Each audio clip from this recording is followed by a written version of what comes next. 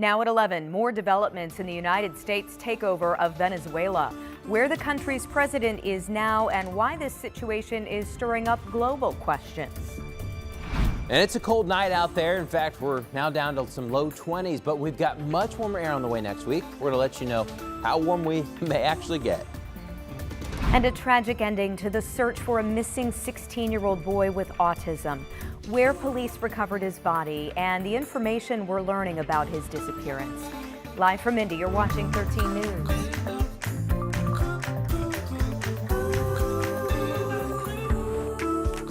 Take a look at your screen. We start tonight with this new video of ousted Venezuelan leader Nicolas Maduro in handcuffs being walked into the DEA office in New York.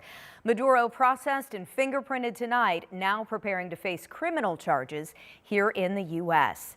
American troops conducted a dramatic early morning operation striking military targets in Venezuela, then capturing President Maduro and his wife. NBC's Chris Pallone now shows us how it happened and what comes next for the South American nation. Tonight, Venezuelan President Nicolas Maduro is in New York in federal custody hours after a surprise early morning U.S. military raid on his compound in Caracas. Late last night and early today, at my direction, the United States Armed Forces conducted an extraordinary military operation in the capital of Venezuela.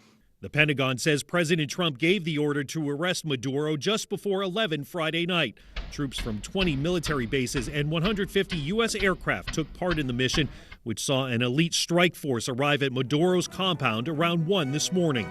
This mission was meticulously planned, drawing lessons from decades of missions over the last many years. The president says with Maduro deposed, the U.S. will run Venezuela indefinitely.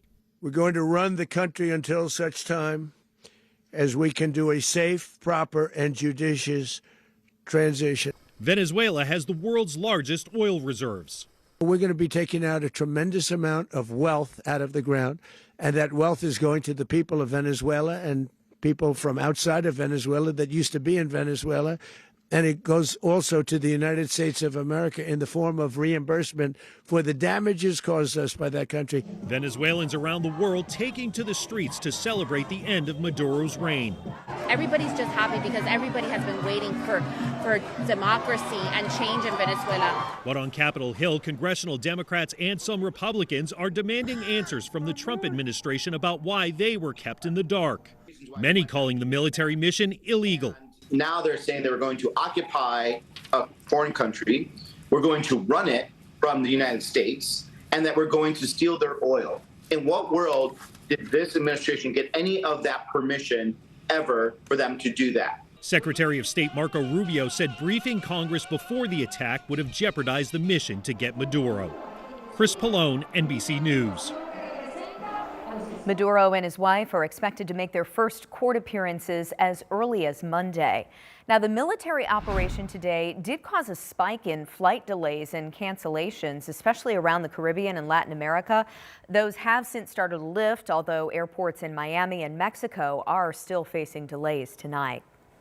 We're seeing a mix of praise and protests tonight as Venezuelans here in the U.S. react to the Maduro capture. Some are celebrating, like this group in Miami, saying because Maduro was a dictator, this gives their people a chance to be free. Others are gathering in protest, arguing the U.S. should not be interfering and provoking foreign powers. We did see one of those protests here in Indy as well. People gathering on Monument Circle this afternoon to push back against the strikes. They say the U.S. should not be getting into conflict with Venezuela. Some of the protesters told us they don't want to see the U.S. involved in another war. Tonight, we're also getting some reaction from Indiana lawmakers. Senator Todd Young posted a statement in support of the strikes, saying in part, this should be an opportunity to bring Maduro to justice for his many crimes and a day of new hope for the Venezuelan people. He also shared another tweet saying in part, we still need more answers, especially to questions regarding the next steps in Venezuela's transition. As Congress returns to Washington next week, I am eager to work with members of the Trump administration to bring clarity to the situation. Other lawmakers are pushing back against the strikes altogether. Representative Andre Carson saying in part, quote, Trump's move in Venezuela is a dangerous misuse of taxpayer dollars and an intolerable abuse of power. Only Congress has the power to declare war. This, of course, is a major developing international story. We are still learning details minute by minute, and we will keep you updated every step of the way on WTHR.com. 11:05 on your Saturday night. We want to also keep you updated on the weather forecast. The weekend really hasn't been that bad, especially when we compare to some of the bitter cold we've experienced. And I know we're kind of on the upswing, Matt. We are. This weekend has been just average. Yeah. We should be in the mid-30s. That's where we've been.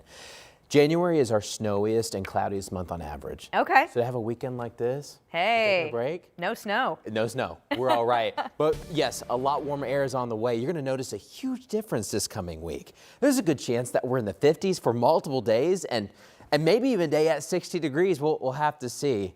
But right now, it is chilly out there. Now, we do have a little extra light because that full wolf moon is right above us. Technically, it was full last night, but it definitely appears still full tonight as well. We've already dropped to the mid-20s. There's not a lot of wind out there. In fact, there's no wind in Indianapolis. At least there's not too much of a wind chill, but it is still cold out there.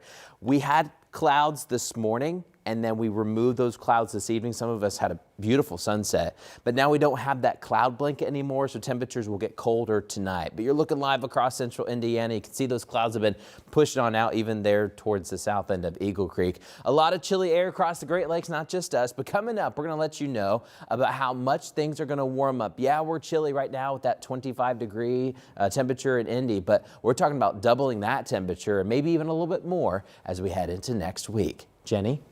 All right, Matt, we'll see you in a few minutes. Thank you. A tragic ending tonight to the 2-week search for a missing teenager. Police and firefighters found the body of R.J. Williams Jr. in the White River. Our Brandon Schaff talked with his family this afternoon. A devastating update in the search for 16-year-old R.J. Williams Jr. You can see the sign here. He went missing back in December. Police and firefighters finding his body there in the White River. It's a heartbreaking scene. Family gathering near the riverbank where divers recovered R.J.'s body. We had search parties out looking for him. We had everybody looking for him, and now he come up in this river. R.J. was a good kid. He didn't bother nobody. He loved his family. And now he's gone. R.J. disappeared December 17th, last seen on Broad Ripple Avenue. His body was found just one day after IMPD announced they believed he fell into the White River.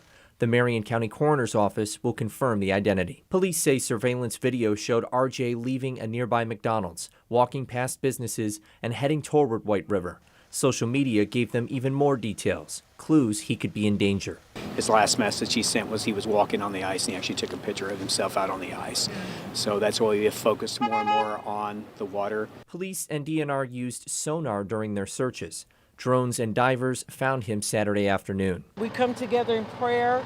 We come together embracing one another and supporting. Family and friends now heartbroken. Patricia Madison says RJ had autism. She works in that field and was his caretaker. I will tell anybody if they have kids with mental disabilities or family members, they need to keep them close and be aware of people's surroundings and their surroundings because they wasn't aware of this water back here. Madison thanked the community for their extensive search efforts. While it wasn't the outcome they wanted, she says RJ being found gives them closure, knowing he's not lost and on his own. Brandon Schaff, 13 News. And we did talk with RJ's mom earlier tonight as well. She is also thanking everyone for their prayers and their support. Still ahead tonight, 4 people shot in Indianapolis this morning, including a teenager. Where this happened and why neighbors say they're scared and tired of this kind of violence. Plus, a massive fire consumes this building in Denver, stretching a whole city block. What the building was supposed to be before it went up in flames.